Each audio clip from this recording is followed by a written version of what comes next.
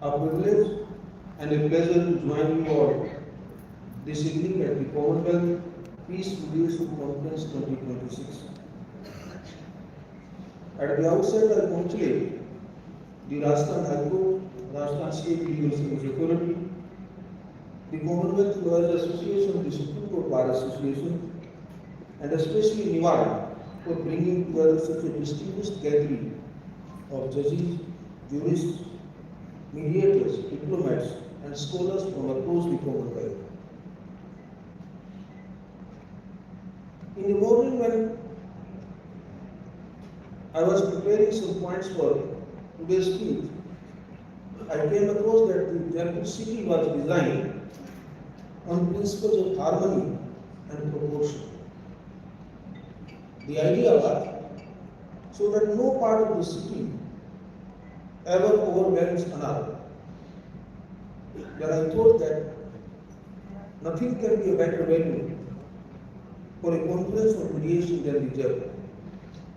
Because that is what precisely mediation asks us. It says, no single voice, however powerful, be allowed to overwhelm another. Friends, we live here under a theme that sounds almost like a paradox. Peace, mediation, and the rule of law. For centuries we were trained to think of these two ideas as belonging to different worlds. The rule of law, we are taught, lives in the courtroom, in precedent, in the solemn authority of a judgment. Peace, on the other hand, was thought to live somewhere softer, in conversation, compromise, in the art of two people finding a way back to each other. This conference exists to correct that old, tired assumption. Peace is not the absence of law. Peace is one of law's finest achievements. I am reminded of those stories which we learned in childhood. When there were no lawyers near and around the villages, and a dispute would arise, and as the Honorable Chief Minister very aptly pointed out, that the village panchayat would sit and resolve the disputes. The elders of the village will sit together, talk until the matter was resolved. Nobody called it as an alternative dispute resolution. In those days, we called it as panchayat. It was mediation before the word became fashionable. And it was because everyone present there one thing in common, and that was very important. What was that in common? They had to live in that very village long after the dispute was over. That, to my mind, is the truest test of any peace. Not whether the paperwork is signed, but whether the neighbors can still share a cup of tea the next morning. And that is the fundamental of mediation. This conference had chosen not to speak of mediation as a single, uniform idea. Over the coming 3 days, you will move across 8 distinct terrains where mediation does its noiseless work.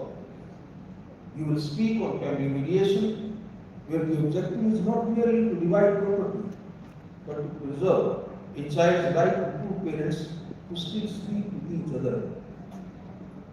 You will speak on workplace mediation, because an organization, much like a family, cannot function on judgments alone. It needs trust repaired, not that only the disputes are disposed of.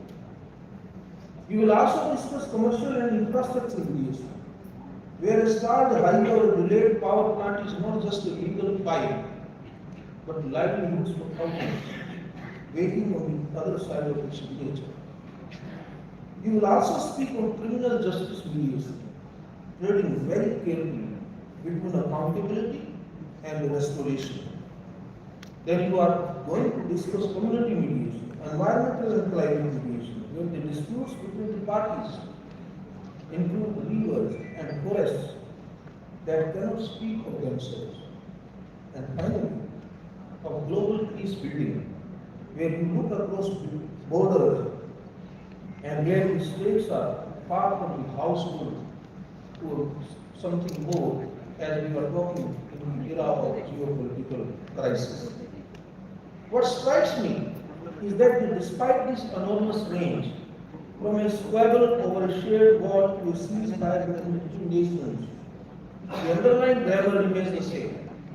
And that grammar is somebody has to listen more than they speak.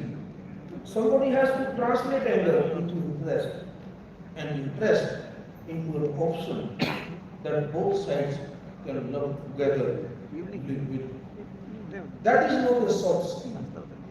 I firmly believe it is one of the hardest skills that the legal profession asks of anyone to learn through vigorous training and self-acquired experience.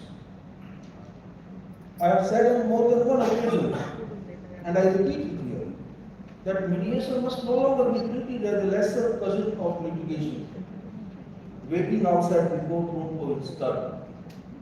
It has earned, through the persistence of practitioners, and like the support of the practitioners and mediators, many of whom are representing this whole, and also now with the Statutory Backward Mediation Act of 2023, a seat at the same table as the court mediation is required.